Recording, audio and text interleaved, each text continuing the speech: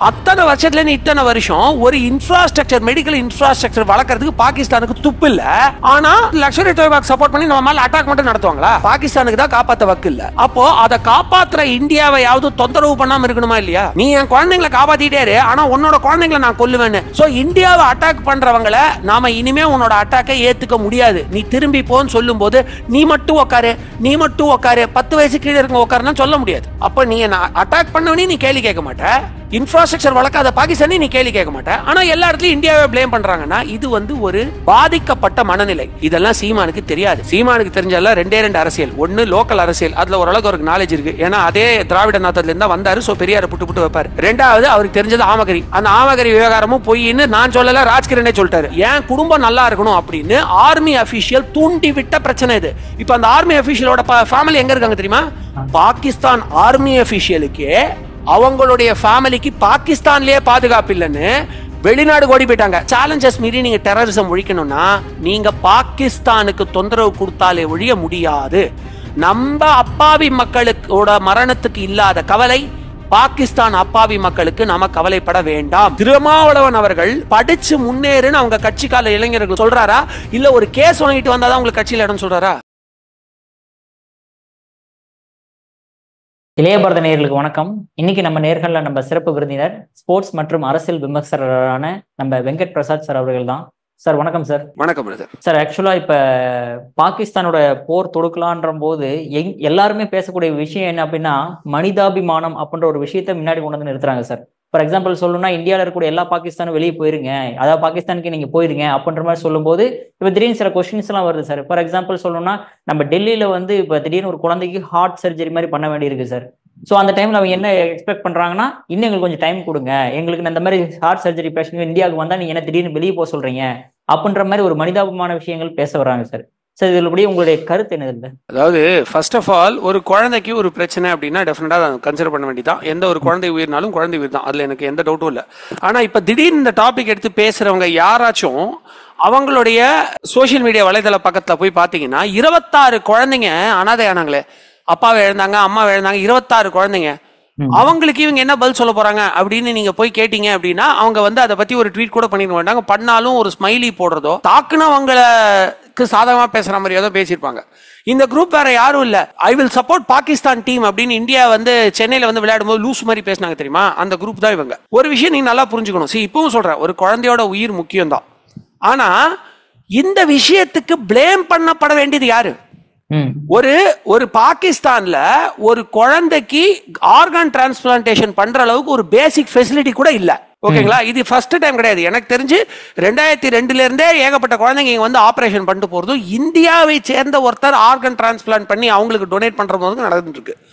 அத்தனை வருஷத்துல இத்தனை வருஷம் ஒரு இன்ஃப்ராஸ்ட்ரக்சர் மெடிக்கல் இன்ஃப்ராஸ்ட்ரக்சர் வளர்க்கறதுக்கு பாகிஸ்தானுக்கு துப்பு இல்ல. ஆனா எல்இடி, அதாவது லஷ்கர் இ தொய்பாக்கு சப்போர்ட் பண்ணி நம்ம மேல அட்டாக் மட்டும் நடத்துவாங்களா? அப்போ நீங்க முதல்ல கேட்க வேண்டிய கேள்வி என்ன? ஏன்பா முதல்ல அவங்க கிட்ட இந்த இன்ஃப்ராஸ்ட்ரக்சர் கூட இல்லையா? இந்த இன்ஃப்ராஸ்ட்ரக்சர் இல்லாம தான் இவங்க தீவிரவாதம் நடத்துறாங்களான்னு கேள்வி கேட்கணும். ஒண்ணு. ரெண்டாவது, அப்ப உனக்கு தெரியுது உன்னுடைய குழந்தைங்க எல்லாம் உயிரை காப்பாத்த இங்கதான் வராங்க அப்படின்னு. நீ தான் காப்பாத்த, பாகிஸ்தானுக்கு தான் காப்பாத்த வக்கு இல்ல. அப்போ அதை காப்பாத்துற இந்தியாவை யாவது தொந்தரவு பண்ணாம இருக்கணுமா இல்லையா? நீ என் குழந்தைங்களை காப்பாத்திட்டே இரு, ஆனா உன்னோட குழந்தைங்களை நான் கொல்லுவேன்னு. 14 வயசு, ஜஸ்ட் 14 வயசு மட்டுமே ஆன ஒரு குழந்தை வைபவ லட்சுமி கோயிலுக்கு போது இதுல என்ன சொல்றது, காஷ்மீர்ல 6 மாசத்துக்கு முன்னாடி குடும்பத்தோட போறாங்க. பஸ்ல இருக்கிற எல்லாரையும் சுட்டுக் கொள்றாங்க. 19 பேர் இறக்குறாங்க. அதுல ஒரு 14 வயசு குழந்தை இருக்கு. அது குழந்தை இல்லையா? ஒரு இந்திய குழந்தை, ஒரு ஹிந்து குழந்தை உங்களுக்கு குழந்தை இல்ல. பாகிஸ்தான்ல ட்ரீட்மெண்ட் வர குழந்தை ஒரு குழந்தையா மட்டும்தான் உங்களுக்கு குழந்தையா? பாகிஸ்தான்ல இருந்து ட்ரீட்மெண்ட் வர குழந்தை தான், நான் ஒத்துக்கிறேன். பட் அந்த பொறுப்பு யாருக்கு இருக்கணும்? அவங்களுக்கு இருக்கணும் இல்ல? அப்ப நீங்க இந்தியாவை அட்டாக் பண்ணாம இருக்கணும் இல்ல? சோ இந்தியாவை அட்டாக் பண்றவங்கள நாம இனிமே உன்னோட அட்டாக்கை ஏத்துக்க முடியாது, நீ திரும்பி போன்னு சொல்லும் போது நீ மட்டும் உட்காரு 10 வயசு கீழே இருக்க உட்காருன்னு சொல்ல முடியாது. இது நேஷனல் டிசிஷன். அதுல ஒரு குழந்தை கொலேட்ரல் டேமேஜா பாதிக்கப்படுதுன்னா வருத்தத்துக்குரிய விஷயம். பட் அதற்கு காரணம் இந்தியா அல்ல. அதற்கு காரணம் தெளிவா பாத்தீங்கன்னா பாகிஸ்தான் தான் அது காரணம். ஏன்னா அவங்களுடைய உயிர்கள் மேல மட்டும் இல்லாம அடுத்தவங்க உயிர்கள் மேலே அவங்களுக்கு மதிப்பு இல்ல. அதோட விளைவு தான் அப்படி நடக்குது. இன்ஃபேக்ட் இதுல இன்னொரு எக்ஸ்டெண்டட் ஆன்சர் ஒன்று கொடுக்க விரும்புறேன். இந்த வேட்டையன்னு ஒரு படம் வந்துச்சு தெரியுமா? ரஜினி படத்துல ஹையஸ்ட் ஃபிளாப் அதுதான். ஓகேங்களா. அது வந்து பாத்தீங்கன்னா அதுக்கு முன்னாடி அவங்க ரஜினி அவர்களுடைய டாக்டரை எடுத்த ஒரு படம் லால் சலாம், அதுவும் இதுவும் போட்டி போடுது ஹையஸ்ட் ஃபிளாப் எது அப்படின்னு சொல்லிட்டு. லால் சலாம் வந்து கெஸ்ட் ரோல்ன்ற பேர்ல 1 மணி நேரம் அவரை வச்சுட்டு ஃபுல் ஃபிளாப் ஆச்சு. பட் இந்த படம் வந்து பாத்தீங்கன்னா வேட்டைன்னு அவருடைய படம்னே ஃபிளாப் ஆச்சு. நான் எதுக்கு இதை சொல்ல வரேன் அப்படின்னா, என்னைக்குமே ஒரு திரைத்துறை மூலமா நடக்கக்கூடிய நெகட்டிவ் இம்பாக்ட் பேச ஆரம்பிச்சுதான் நான் மீடியாலே பொலிட்டிக்கல் விமர்சகராக மாறினேன். அது வரைக்கும் நான் ஸ்போர்ட்ஸ் மட்டும் தான் பேசிட்டு இருந்தேன். ஸோ அந்த படத்தை எடுக்கக்கூடிய எடுத்த வந்து ஞானவேல் ராஜ் அப்படின்ற ஒரு டைரக்டர் என்ன சொல்றாரு, இந்த பாகிஸ்தான் குழந்தைக்கு, அதாவது அவர் என்ன சொல்றாரு, ஒரு டூரிசம் ஸ்பாட்ல கூட நமக்கு பாதுகாப்பு இல்லை. ஏன்னா அந்த இடத்துல வந்து பெஹல்கம்ன்ற பேர் சொல்லிடக்கூடாது. ஏன்னா அங்க இந்துக்கள் பாதிக்கப்பட்டிருக்காங்க. ஓகே, இஸ்லாமிய தீவிரவாதிகளால் இந்துக்கள் பாதிக்கப்பட்டிருக்காங்க. எல்லா இஸ்லாமியர்களும் தீவிரவாதி இல்லை, நானும் தான் சொல்றேன். எனக்கும் நண்பர்கள் இருக்காங்க. ஏன் நம்ம வேலூர் இப்ராஹிம் நம்ம இது பிஜேபி கட்சியிலே இருக்காரு. எல்லா அப்துல் கலாம் ஐயா எனக்கு வந்து உண்மையிலேயே ஒரு பெரிய இன்ஸ்பிரேஷன். ஸோ எல்லா இஸ்லாமியர்களும் தீவிரவாதி இல்லை. ஆனா தீவிரவாதம் பண்ணவங்களா இஸ்லாமியர்கள் தானே, அதுல ஏதாவது டவுட் இருக்கா? அந்த இடத்துல பெஹல்காம்ல அட்டாக் பண்ணவங்களா இஸ்லாமியர்கள் தானே, அதுல எந்த டவுட்டும் கிடையாது இல்ல. So there is a phrase, இப்போ அந்த phrase ட்ரெண்ட் ஆயிட்டு இருக்கு, not all Muslims are terrorists but the one who did terrorism is a Muslim. அவ்வளவுதான். அதுவும் ஹிந்துன்றத தேடி கொண்டாங்க. கரெக்டா?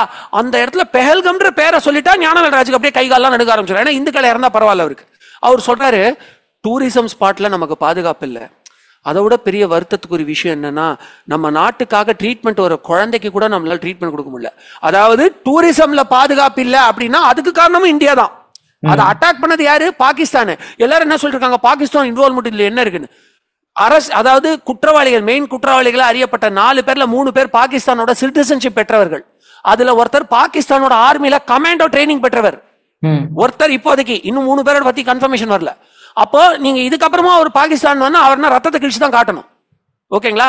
அப்போ அப்ப அந்த இடத்துலயும் பாகிஸ்தான் அட்டாக் பண்ணிட்டாங்கன்னு அவரை குறை சொல்ல மாட்டாங்க. அந்த இடத்துல வந்து செக்யூரிட்டி லேப்ஸ், அதுவும் இந்தியா தப்பு. அப்போ நீ வந்து என்ன அட்டாக் பண்ணிட்ட, இவர் தான் சொல்றாரு பாதுகாப்பு நம்மளால கொடுக்க முடியல. அப்ப நான் பாதுகாப்பு கொடுக்கறதுக்காக இங்க இருக்கிற பாகிஸ்தானியர்கள்லாம் கிளம்புங்க அப்படின்னு இந்தியா சொன்னா அதுவும் இந்தியா தப்பு. நீ ஏன்பா இன்ஃப்ராஸ்ட்ரக்சர் கொடுக்கல? பாகிஸ்தான் கேட்க மாட்டாரு. உன் குழந்தைக்கே உன்னால இன்ஃப்ராஸ்ட்ரக்சர் கொடுக்க முடியல, அந்த இன்ஃப்ராஸ்ட்ரக்சர் இருக்கிற கண்ட்ரியை தேடி வந்து அந்த கண்ட்ரியை தொந்தரவு பண்ணாம இருந்தாலும் பரவாயில்ல, அதுவும் பாகிஸ்தான் கேள்வி கேட்க மாட்டாரு.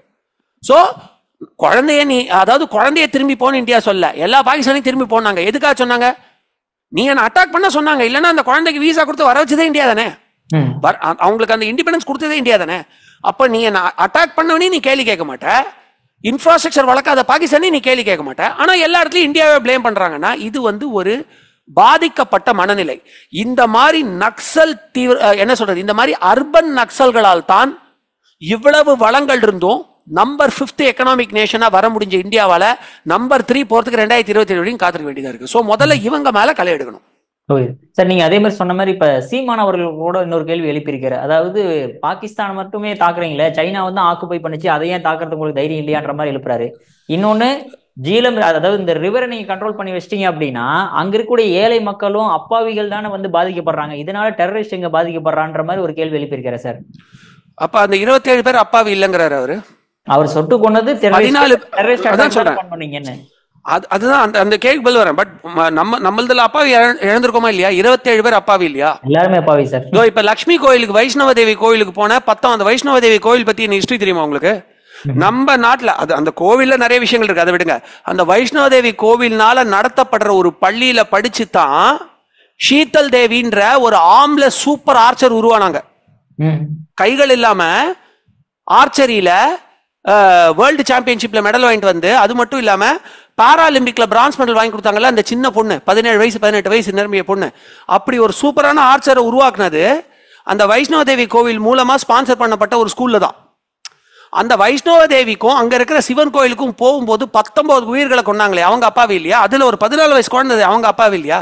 இப்ப சீமான் கேள்விக்கு நான் பதிலுக்கு வரேன். 2 விஷயம் சொல்லியிருக்காரு இல்லையா? முதல் விஷயத்துக்கு வரேன். சைனாவா இருந்தா நீங்க இப்படி அட்டாக் பண்ணுவீங்களா? அதாவது சீமான் அண்ணனுக்கு நல்லா தெரிஞ்ச அரசியல் வந்து பெரியாரி அரசியல். ஏன்னா அந்த நாட்டத்துல இருந்தா வெளில வந்தார். அதனால அவரை பெரியாரை பத்தி மட்டும் பேச சொல்லுங்க. அங்க நார்த் பார்டர்ல என்ன நடக்குதுன்னு அவருக்கு ஒரு மண்ணும் தெரியாது. அவர் இப்பதான் 2022 கிடையாது, சாரி 2018 19 இதே ஸ்டேட்மெண்ட் விட்டாரு. சைனா தான் உண்மையான ஆர்மி வச்சிருக்கான், அவனை நீ அடிப்பியா அப்படின்னாரு. 2020 21 22 கல்வான் பள்ளத்தாக்குல செவிலே அடிச்சு அனுப்புவாங்கள. 40 வருஷமா கல்வான் பள்ளத்தாக்க நம்ம சூப்பரா மெயின்டைன் பண்ணிட்டு இருக்கோம். காங்கிரஸ் காலத்துல சப்போர்ட் இல்லாதப்ப கூட ஆனா ஒன்ஸ் பிஜேபி வந்ததுக்கு அப்புறம் அவங்களுடைய ஊடுருவல்கள் தெரிய ஆரம்பிக்கும். காங்கிரஸ் காலத்துல தெரியவே தெரியாது, ஆனா இப்ப அவங்க ஊடுருவல்கள் தெரிய ஆரம்பிக்கும். ஏன்னா அதுக்கு சரியான பதிலடி கொடுக்க ஆரம்பிப்போம். இப்போ ஒரு கிளாஸ், சும்மா ஒரு எக்ஸாம்பிள் எடுத்துக்காங்க, ஒரு கிளாஸ்ல 4 பொறுக்கி பசங்க இருக்காங்க, பொண்ணுங்களெல்லாம் கிண்டல் பண்ணிக்கிட்டே இருக்காங்க. அந்த கிளாஸ் டீச்சர் சொல்றாங்க, ஏய் இவங்க அரசியல்வாதிங்க பசங்கப்பா, எதுவுமே கண்டுக்க வேண்டாம் அப்படின்னு சொல்லிட்டா, கண்டுக்காமலே இருக்கிற வரைக்கும் அந்த கிளாஸ்ல பிரச்சனை இல்லைன்னு தோணும். அப்ப அந்த கிளாஸ்க்கு புதுசா ஒரு பையன் வரான், நம்ம ஊருக்கு அண்ணாமலை வந்த மாதிரி, எதுக்கு எல்லாரும் பேசாம இருக்கீங்க, இவங்களை எதிர்த்து நிக்கணும்னு பிரச்சனை பண்ண ஆரம்பிக்கிறான். அப்ப அந்த கிளாஸ் பிரின்சிபல் கூப்பிட்டு, அப்ப அந்த ஸ்கூல் பிரின்சிபல் கூப்பிட்டு சொல்றாரு, தம்பி நீ வந்ததுல இருந்தா பிரச்சனை ஆகுது. அவங்க பாட்டுக்கு பொண்ணுங்களை கிண்டல் பண்ணிட்டு இருந்தாங்க, வரவங்களா டீஸ் பண்ணிட்டு இருந்தாங்க, அசிங்கம் பண்ணிட்டு இருந்தாங்க, அமைதியா போயிட்டு இருந்தது, நீ ஏன்பா பிரச்சனை எழுப்புறனா, யார் மேல தப்பு? அவ்வளவுதான். அதுதான் இப்போ நடக்குது. பிஜேபி ஆட்சிக்கு வந்ததுக்கு அப்புறம் தவறுகளும் ஆக்குப்பை பண்றதும் தெரிய ஆரம்பிக்குது. 2020, 21, 22 காலகட்டங்கள்ல ஒரு வருஷத்துல நடந்த ஒரு அட்டாக்ல ஆயுதங்கள், கன் ஷூட்டிங் இல்லாம, ஏன்னா அங்க சீஸ் ஃபயர், கன் ஷூட்டிங் இல்லாம வெறும் கையில இருக்கிற லத்திய ஆயுதங்களை அடிச்சு மட்டுமே நம்ம 35 வீரர்கள் உயிரிழந்து அங்க 80 வீரர்களை கொண்டாங்க. சைனாவோட 80 வீரர்கள் இறந்தாங்க அந்த சண்டையில. நம்ம 35 வீரர்களுக்கும் நாம வீர வணக்கம் கொடுத்து வீர மரியாதை கொடுத்து அடக்கம் பண்ணோம். ஆனா சைனாவால எங்க 80 வீரர்கள் இறந்தாங்கன்னு தைரியமா சொல்ல கூட முடியல. ஒரு ஆஸ்திரேலியாக்காரனும் ஒரு அமெரிக்காக்காரனும் சேட்டலைட் மூலமா சொன்னான். புரியுதா உங்களுக்கு? ஒத்துக்கிறோம், சைனா நம்மளோட வளர்ச்சி அடைஞ்ச நாடுதான். ஏன் வளர்ச்சி அடைஞ்சிச்சு? சைனால ஒரு குறிப்பிட்ட கிட்டத்தட்ட ஒரு ஆஃப் நகரம், ஒரு டவுன் மாதிரின்னு வச்சுக்கோங்க, அந்த இடத்துல ஒரு அண்டர் கிரவுண்ட் ட்ரெயினும் 3 லேயர் ரோடும் கொண்டு வரணும்னு கவர்மெண்ட் ஒரு ஆர்டர் போடுறாங்க. போட்டுட்டு அங்க இருக்கிற கிட்டத்தட்ட ஆயிரக்கணக்கான வீடுகள் காலி செஞ்சாங்க. எவ்வளவு நாள்ல சொல்லுங்க? நம்ம இந்தியாவா இருந்தா பல வருஷங்கள், நம்மளா இருந்தா பல யுகங்கள் எடுத்திருக்கோம். வேப்பம்பட்டுன்னு ஒரு ஊரு, வேப்பம்பட்டுன்னு ஒரு ஊர், தகவல் தெரிஞ்சுக்கோங்க. வேப்பம்பட்டுன்னு ஒரு ஊர், சரிங்களா? ஆவடி தாண்டி இருக்கும். ஸ்ரீராம் இன்ஜினியரிங் காலேஜ் கூட ஃபேமஸ் அங்க. அந்த ஊர்ல 2004 ஒரு பிரிட்ஜ் போட ஆரம்பிச்சாங்க. ஒரு சின்ன ஊர், அவுட் சைட் சிட்டி, அவ்வளவு டெவலப்மெண்ட் கூட கிடையாது. 2004 ரயில்வே ட்ராக் தாண்டி ஒரு பிரிட்ஜ் போட ஆரம்பிச்சாங்க. ஒரே ஒரு பிரிட்ஜ். அந்த இடத்துல திமுக பேசிஸ் உள்ள ஒரு ரவுடிசம் பண்ணக்கூடிய ஒரு ஆளு, இந்த நிலம் எனக்கு சொந்தம்னு ஒரு புறம்போக்கு நிலத்து மேல கேஸ் போட்டார். இப்ப வரைக்கும் அந்த பிரிட்ஜ் முடியல. இப்ப வரைக்கும் 23 வருஷம் அந்த ஊர்ல நான் இருக்கும்போது விளையாட்டா சொன்னேன், நான் இப்ப காலேஜ் படிக்கிறேன், நாளைக்கு என் குழந்தை பிறந்து அது வந்து ஸ்கூல் போக ஆரம்பிக்கிற வரைக்கும் நீங்க முடிக்க மாட்டீங்க. என்ன கவுன்சிலர் பார்த்து, தம்பி வயசுக்கு மீறி பேசுறப்பா சொன்ன மாதிரி நடந்துச்சு. என்ன பிரச்சனைனா 23 வருஷமா ஒரு ஆம்புலன்ஸ் அங்க போக முடியல சார். நீங்க கிராமத்துக்குள்ள ஊருக்குள்ள சொல்லிட்டு இருக்கீங்க. சென்னைக்கு மிக அருகாமையில் இருக்கக்கூடிய வேப்பம்பட்டுன்னு ஒரு இடம், ஸ்ரீராம் இன்ஜினியரிங் காலேஜ்னு ஒரு ஃபேமஸ் காலேஜ் இருக்கக்கூடிய ஒரு இடம். அந்த இடத்துல ஒரு ஆம்புலன்ஸ் போக முடியாது டக்குன்னு ஹாஸ்பிட்டலுக்கு, தெரியுமா? ஏன்னா இந்த கன்ஸ்ட்ரக்ஷன் டிலேல. சைனாக்கார அவ்வளவு பெரிய சிட்டி எவ்வளவு நாள்ல காலி பண்ணா தெரியுமா? 2 மாசத்துல. 2 மாசம் கோர்ட் நோட்டீஸ். நீங்க மேல அப்பீல் பண்ண முடியாது. இது என் பூர்வீகம் நீங்க சொல்ல முடியாது. டெமோக்ரஸி கிடையாதுங்க. அதையும் மீறி நீ ஏதாச்சும் பண்ணனா ஆள் காணாம போயிடுவான். 2 மாசம் அவங்க எல்லாருக்கும் ஒரு மாற்று இடம் கொடுத்தாங்க. நம்ம ஊர்ல வந்து பிளாட்ஃபார்ம்லயோ புறம்போக்கு நிலத்திலயோ குடியிருக்கிறவங்க கூட எனக்கு மாற்று இடம் கொடுத்தா நான் வேலை செய்யற இடத்துக்கு பக்கத்துல இல்லைன்னு பிரச்சனை பண்ணுவாங்க. அங்க அப்படி கிடையாது. அவங்களுடைய ப்ராப்பர் நிலத்தையே 2 மாசம் காலி பண்றதுக்கு உனக்கு பிளேஸ், உனக்கு ஒரு அமௌண்ட் கொடுப்போம், அதே மாதிரி உனக்கு மாற்று இடம் கொடுக்குறோம், நீ மாற்று இடம் சூஸ் பண்ணிக்கிறியா இல்ல அமௌண்ட்டை வாங்கிக்கிறியா, ரெண்டுலாம் கிடையாது அப்படின்னு சொன்னாங்க. 2 மாசத்துல காலி. ஒரு பாம் வச்சு காலி பண்ணாங்க சார் அந்த இடத்த, பாம் வச்சு. அடுத்த கிட்டத்தட்ட 12 மாசத்துல அந்த இடத்துல அந்த 3 அடுக்கு பிரிட்ஜும் கட்டியாச்சு, ரயில்வே சிஸ்டமும் கட்டியாச்சு. இந்தியாவில் நீங்க பண்ண விடுவீங்களா? அவன் அரசியல்வாதி ஒன்னும் இல்ல. அதே வேப்பம்பட்டில இருந்து நீங்க வாங்க, அதே வேப்பம்பட்டில இருந்து பட்டாபிராம் பக்கத்துல ஒரு எடப்பாடி அவர்கள் ஆரம்பிச்ச ஒரு திட்டம், அந்த இடத்துல ஒரு இது ஆரம்பிக்கணும், என்ன சொல்றது, ஒரு இது மாதிரி ஒரு கம்பெனி எஸ்டேட்ஸ் மாதிரி ஆரம்பிக்கணும் அப்படின்ற மாதிரி ஒரு ஐடியா. ஓகேங்களா? இன்னி வரைக்கும் அதை செய்ய முடியல. ஏன்னா லோக்கல்ல ஒரு பொலிட்டீஷியன் வந்து அந்த இடத்துல ஒரு ஸ்டே ஆர்டர் வாங்கிட்டான். சோ இதனால தான் சைனா நம்மளோட டெவலப்டு. இந்த பாயிண்ட் அப்படியே முடிச்சிட்டேன்னா இப்ப நான் மெயின் ஆன்சருக்கு வரேன். அப்படிப்பட்ட சைனாவையே இன்னும் ஜிபே முறை நம்ம வச்சிருக்கோம் பாத்தீங்களா, டிஜிட்டல் பேமெண்ட், அதை இம்ப்ளிமெண்ட் பண்ண முடியல. அப்ப சொல்லுங்க யார் புத்திசாலி? அப்ப சொல்லுங்க யார் மாசு? ஓகேங்களா? சைனாவால் கொரோனா வைரஸ் அப்படிங்கிறது அவங்க கிட்ட இருந்து பரவிச்சு, அவங்களாலதான் உருவாச்சு. இருந்தாலும் நான் ஒரு நாகரிகம் கருதி அவங்க கிட்ட இருந்து பரவிச்சு. ஆனா அதுக்கான மருந்து 100 நாடுகளுக்கு கொடுக்கப்பட்டது இந்தியாவால. புரியுதா உங்களுக்கு? சோ நாம தான் அவங்களோட வேகமா வளர்ந்துகிட்டு இருக்கோம். கடந்த சில வருடங்களா ஜிடிபில அவங்களோட நாம என்ன சொல்றது, fastest growing nation, largest economy நாம தான், அவங்க கிடையாது. அவங்கள ஓவர்டேக் பண்ணிக்கிட்டு இருக்கோம். சோ நம்ம கல்வான்லயே அவங்களுக்கு பதிலடி கொடுத்தாச்சு. இவர் சொன்ன மாதிரி நம்ம பார்டர்ஸ்ல அவங்களுடைய ஆக்கிரமிப்பு இல்லாம செமையா சேலஞ்ச் பண்ணிட்டு இருக்கோம். நம்ம பார்டர்ஸ்ல அவங்க வச்ச கட்டமைப்பெல்லாம் இடிச்சு உடைச்சிட்டோம் ஆல்ரெடி. ஓகேங்களா? இப்ப நம்ம கட்டமைப்பு வைக்க ஆரம்பிச்சிருக்கோம் பார்டர்ல. போய் படிங்க கொஞ்சம். நம்ம மேஜர் மதன்குமார் அவர்களுடைய வீடியோல பார்க்க சொல்லுங்க, சீமான் அண்ணனுக்கு முடிஞ்சா. இது ஒண்ணா? சரி, இப்ப சைனாக்கு நாம ஒன்றும் சலைச்சவர்கள் அல்ல. அதே மாதிரி நான் இப்ப சண்டை போடுறேன்டா அப்படின்னு சொல்லிட்டு நம்ம சினிமாலதான் வர மாதிரி ஒரு கன் எடுத்துட்டு உள்ள பூந்துல அடிக்க முடியாது. நம்ம பாகிஸ்தான் மாதிரி பைத்தியங்கள் கிடையாது. நம்மளுடைய எபிலிட்டி என்ன, எந்தெந்த இடத்துல ஸ்ட்ராட்டஜிக்கலா எப்படி அட்டாக் பண்ணணும் தெரிஞ்சுக்கணும். ஏன்னா இப்ப சைனா மேல சும்மா ஒரு பேரு சொல்றேன், நம்ம ஒரு யுத்தத்தை நேரடியா செலுத்தணும் அப்படின்னா வேர்ல்டு லெவல்ல பாதிக்கப்படுவாங்க. ஏன்னா இன்னும் மேனுஃபேக்சரிங் இண்டஸ்ட்ரி அங்கேருந்து மொத்தமா இங்க வரல, நிறைய மூவ் ஆயிடுச்சு. இந்தியாவுக்கு நிறைய மூவ் ஆயிடுச்சு, பிலிப்பைன்ஸுக்கு நிறைய மூவ் ஆயிடுச்சு, நிறைய கண்ட்ரிஸ், நார்வேக்கு நிறைய மூவ் ஆயிடுச்சு. பட் இன்னும் முழுசா அங்கேருந்து மூவ் ஆகல. சோ அது ஒரு பாதிப்பு. ரெண்டாவது, சைனாவே இப்ப நம்மள தொட பயந்துகிட்டு இருக்கான். ஏன்னா அவங்களுடைய வர்த்தகம் நம்மள நம்பிதான் இருக்கு. புரியுதா உங்களுக்கு? சோ ஒரு புரிந்துணர்வு. அவன் வந்து ஜப்பான, இவ்வளையே நம்மளோட வளர்ந்த நாடு தானே ஜப்பானு, ஜப்பானையோ மத்த அவனுடைய பார்டர் கண்ட்ரீஸ்ல இருக்கிறவங்க மேல காட்டுற அந்த ஒரு ஆதிக்கம், அந்த ஒரு வேகம் இருக்கு பாத்தீங்களா, ஆக்கிரமிப்பு வேகம், அதுல 10% கூட நம்ம மேல கிடையாது. நம்ம மேலே ஆக்கிரமிப்பு பண்றான், முயற்சி பண்றான், தோத்து போறான். பட் மற்ற நாடுகள் அவன் காட்டுற அந்த ஒரு வேகத்துல 10% கூட நம்ம மேல காட்ட முடியாது. ஏன்னா ஒண்ணு, வர்த்தக ரீதியிலேயே அவனை நம்ம கண்ட்ரோல் வச்சிருக்கோம். ரெண்டாவது, இந்தியா மேல கை வச்சா உலகமே கத்தும். ஆமா. ரெண்டாவது, உலக நாடுகளோட அப்பப்ப மாநாடு போட்டு அவன் போட நினைக்கிற வலையை விட பெரிய வலையை அவனை சுத்தி நாம போட்டு வச்சிருக்கோம். சோ சைனாவை லிட்டரலா ட்ராப் பண்ணி வச்சிருக்கு இந்தியா. இதெல்லாம் சீமானுக்கு தெரியாது. சீமானுக்கு தெரிஞ்சால ரெண்டு அரசியல். ஒன்னு லோக்கல் அரசியல், அதுல ஓரளவுக்கு அவருக்கு நாலேஜ் இருக்கு. ஏன்னா அதே திராவிட நாட்டத்துல இருந்தா வந்தாரு. சோ பெரியார புட்டு வைப்பாரு. ரெண்டாவது, அவருக்கு தெரிஞ்சது ஆமகரி. அந்த ஆமகரி விவகாரமும் பொய்ன்னு நான் சொல்லல, ராஜ்கிரனே சொல்லிட்டாரு. அவர் கூட போன எல்லாருமே சொல்லிட்டாங்க, நாங்க அவ்வளவு நேரம்லாம் அவர் கூட ஸ்பெண்ட் பண்ணவே இல்லை அப்படின்ட்டாங்க. பிரபாகரன் நாங்க அவ்வளவு நேரம் ஸ்பெண்ட் பண்ணவே இல்லைன்ட்டாங்க. சோ இந்த ரெண்டு விஷயத்தை மட்டும் அவரை பேலன்ஸ் பண்ணி கொண்டு போக சொல்லுங்க. காஷ்மீர் பாலிடிக்ஸ் பத்தி அவருக்கு ஒன்றும் தெரியாது. இப்ப லாஸ்டா வரேன், நதிநீரை எதுக்கு நீங்க நிறுத்துறீங்க அப்படின்னா வேற எப்படி தடுக்க சொல்றீங்க? பாதுகாப்பு கொடுக்க முடியல உங்களாலன்னு குறை மட்டும் சொல்ல தெரியுதுல. நீங்க என்ன இது சினிமா நினைச்சிட்டு இருக்கீங்களா? தீவிரவாதிகளா நடு கிரவுண்ட்ல இருந்து ஃபுட்பால், இது நீங்க தனியாவே ஒரு ஷார்ட்டா போடுங்க தலைவா. நான் முடிஞ்ச வரைக்கும் ஷார்ட்டா சொல்றேன். இது வந்து ஒரு ஃபுட்பால் கிரவுண்ட்ல தீவிரவாதிகள் விளையாடிக்கிட்டு இல்ல, உடனே போய் கப்புன்னு பிடிச்சி தூக்கிட்டு வரதுக்கு. காஷ்மீருங்கிறது ஒரு மிகப்பெரிய நிலப்பரப்பு, ஒரு பயங்கரமான காடு. இப்போ அட்டாக் நடந்த பெஹல்காம்ல இருக்கக்கூடிய அந்த மினி சுவிட்சர்லாண்ட்லயே அத்தனை காடுகள் இருக்கும். ஓகேங்களா? நீங்க உள்ள போய் ஹைட் பண்ணா அவ்வளவு ஈஸியா கண்டுபிடிக்க முடியாது. நீங்க வந்து இந்தியாவில் இருக்கிற எல்லா ஆர்மி போர்ஸஸையும் அங்க போய் டப்புன்னு வைக்க முடியாது. நம்ம ஃபுல் பார்டரையும் ப்ரொடெக்ட் பண்ணி ஆகணும். இருந்தாலும் அங்க லட்சக்கணக்கான சோல்ஜர்ஸ் இருந்தாலுமே அந்த வைட் ஸ்ப்ரெட் ஏரியால ஓரளவுக்கு தான் நம்மளால டெரரிஸ்ட் ஆபரேஷன் பண்ண முடியும். சிம்பிள் விளையாட்டு. ஓடி ஒழிஞ்சு விளையாடும் போது ஒழியறது ஈஸியா, பிடிக்கிறது ஈஸியா, சிம்பிளா. இது வந்து இப்படி பேசிக்ல இருந்தா நீங்க ஆரம்பிக்கணும், ஹை லெவல் நாலேஜ். அப்படி இருக்கும்பொழுது அங்க இருக்கிற லோக்கல் கவர்மெண்ட் உங்களுக்கு சப்போர்ட். அதை நான் இன்னும் விளைவரையா சொல்றேன். அந்த வீடியோ தான் நிறைய பேருக்கு ரீச் ஆயிருக்கு, என்னோட வீடியோ.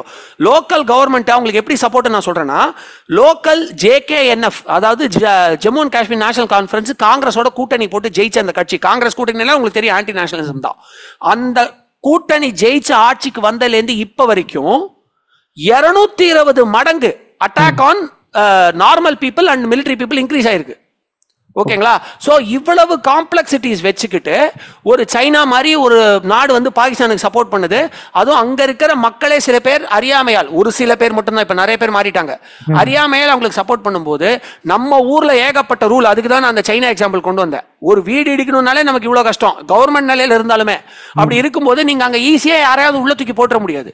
இத்தனை டெமோக்ரசி, இப்போ ஒரு வேர்ட்ல பதில் சொல்றேன், இவ்வளவு டெமோக்ராட்டிக் நேஷன்ல இத்தனை சேலஞ்சஸ் இருக்கும் பொழுது, ஜியோகிராபிக்கலாவும் சேலஞ்ச் இருக்கு, கட்சி ரீதியாகவும் சேலஞ்ச் இருக்கு, சட்ட ரீதியாகவும் சேலஞ்ச் இருக்குங்கிறப்போ நீங்க தீவிரவாதியை ஒரே நாள்ல நைட்டோட நைட்டா குண்டு கட்டா தூக்கி போட முடியாது.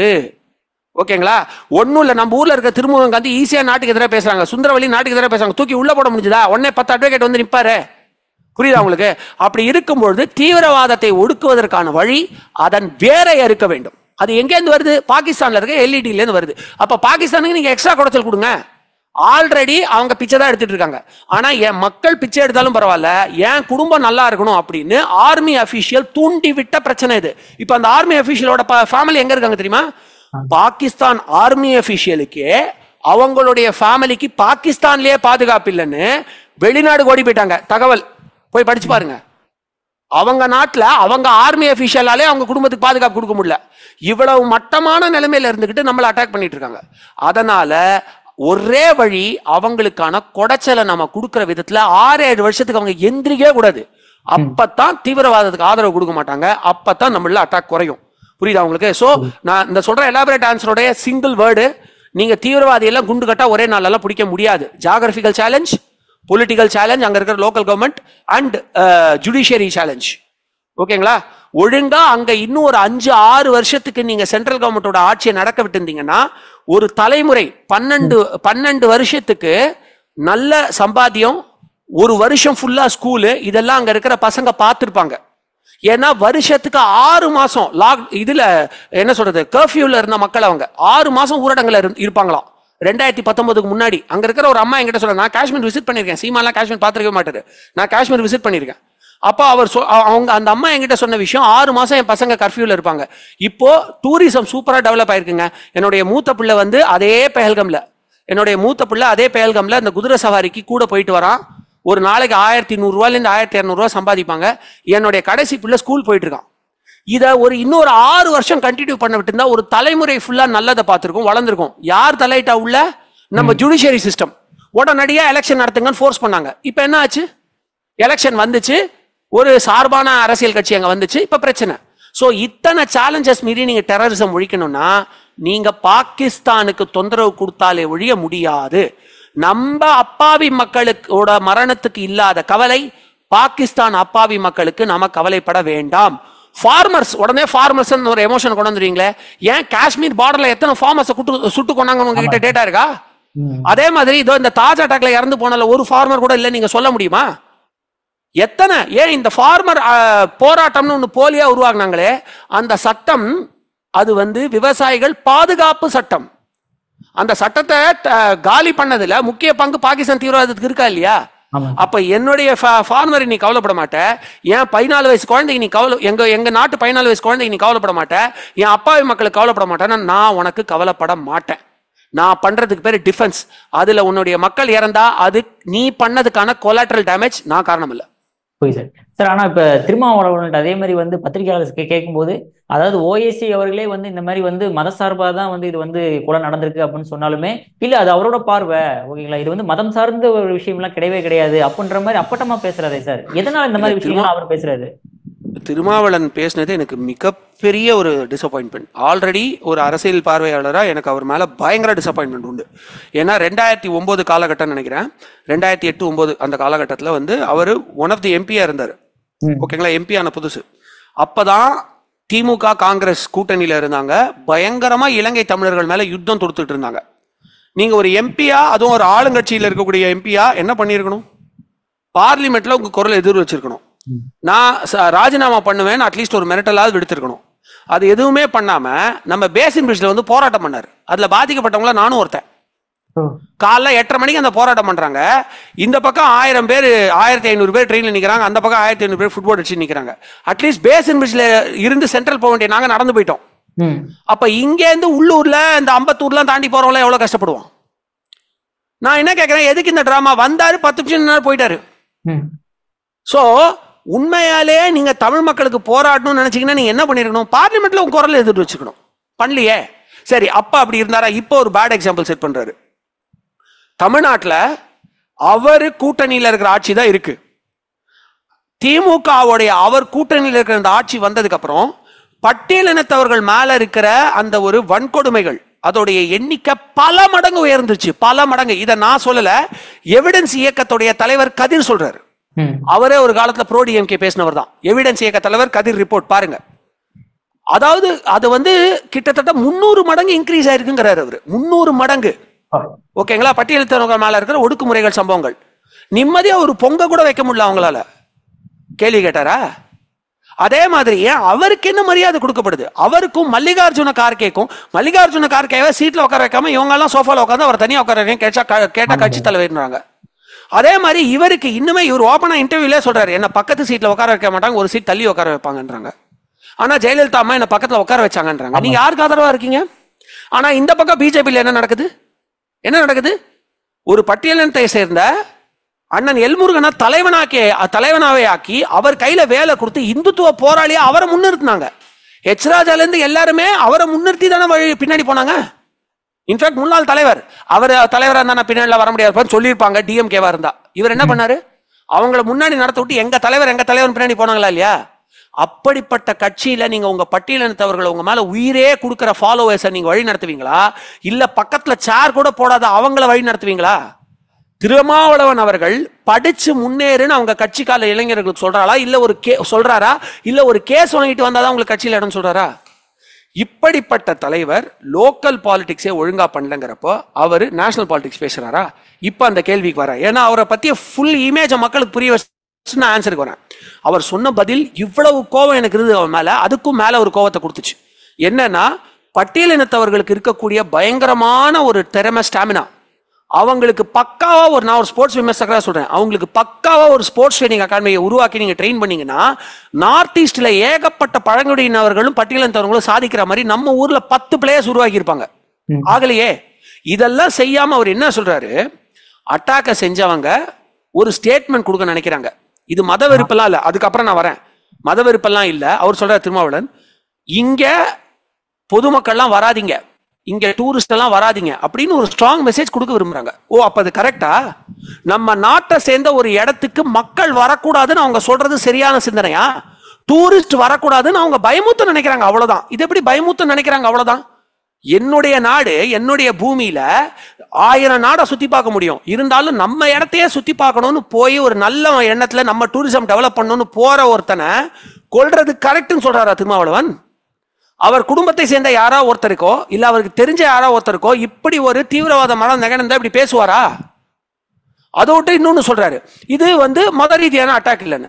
அங்க இறந்தவங்களுடைய குடும்பத்தை சேர்ந்தவங்க, அந்த அந்த நிகழ்ச்சியில நேரடியாக பாதிக்கப்பட்டவங்க சொல்றாங்க, ஒரு ஆணுடைய பேண்ட்டை கழட்டி அவங்க குடும்பத்துக்கு முன்னாடி கழட்டி அந்த என்ன சொல்றது பண்ணிருக்காங்களா இல்லையா, அந்த முஸ்லிமை சேர்ந்தவர்களுக்கு ஒண்ணு பண்ணுவாங்க, அதை பண்ணிருக்காங்களா இல்லையான்னு பார்த்துட்டு சுட்டாங்கன்னு தெளிவா சொல்றாங்க. அதே மாதிரி ஒரு 6 மந்திரங்கள் இருக்கு, இஸ்லாமியர்கள் சொல்லக்கூடிய, பாகிஸ்தான் இஸ்லாமியர்கள் சொல்லக்கூடிய அந்த மந்திரம், அதை சொல்லிட்டா சரியா சொல்லத்தனா சுட்டிருக்காங்க. இது மத ரீதியான தாக்குதல் இல்லையா? அதாவது முழுக்க முழுக்க திருமாவளவன் அவர்களுக்கு தெரியும், கடந்த சில ஆண்டுகளாகவே அவருடைய தலைமை அப்படிங்கிறது பயங்கர வீக்கா போயிடுச்சு, பயங்கர வீக்கா போயிடுச்சு. அவரை நம்பி இருக்கிற மக்களுக்கும் அவர் உண்மையா இல்லை, அவருக்கு இருக்கிற அரசியல் பொறுப்புக்கும் அவர் உண்மையா இல்லை. இன்ஃபேக்ட் அவர் டாக்டரேட் படிச்சிருக்காரு, அது என்ன, uplifting of schedule community and schedule ட்ரைப்ஸா? இல்லையே. அவர் டாக்டரேட் எதுல படிச்சிருக்காரு திருமாவளவன் அவர்கள்? Doctorate of mass conversion. ஆமா, அதைத்தான் பண்ணிக்கிட்டு இருக்காரு அவர். அப்படி பண்ற ஒருத்தரால இதை விட ஒரு பெட்டரான ஸ்டேட்மெண்ட் கொடுக்க முடியாது. துரதிருஷ்டவசமானது. Okay sir. சார், அற்புதமான கருத்துக்களை இளைய பாரதங்களோட பகிர்ந்ததற்கு மிக்க நன்றி சார். நன்றி பிரதர்.